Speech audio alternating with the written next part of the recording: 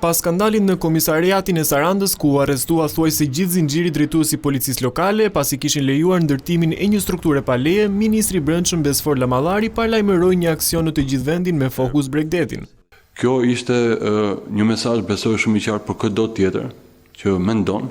që mund të përfitojë në kurisë të interesit kombëtar, interesit publik, duke mbyllur sytë. Por padyshim, nëse do të ketë raste,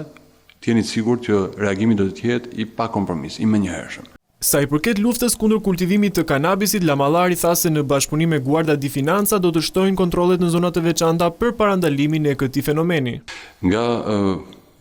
1 maj 2026 deri më 31 tetor, ne do të kemi, pra janë planifikuar në total 200 orë fluturimi, me 20 orë shtesë nga viti i shkuar, ku konkretisht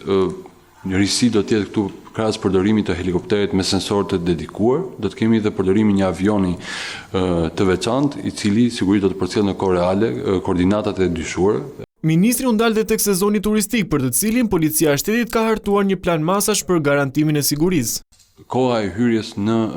kufit e Shqipërisë në Rinas konkretisht është minimizuar në pak sekonda përmes përdorimit të e-gates, pra portave elektronike, dhe e njëjta gjë do të ndiqet dhe në portat e tjera, konkretisht në portin e Durrësit dhe Sarandës, ku ne po punojmë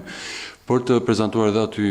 e-gates, në mënyrë që të kemi një lehtësim të procedurave të kontrollit kufitar, sigurisht pa cënuar standardet e sigurisë. Smart City është një tjetër risi për të garantuar sigurinë në shkolla, ku sipas Lamallarit, viti i ri shkollor do të gjejë vendin me 21 shkolla të pajisura me kamera me inteligjencë artificiale, që do të zvendësojnë monitorimin nga njerëzit.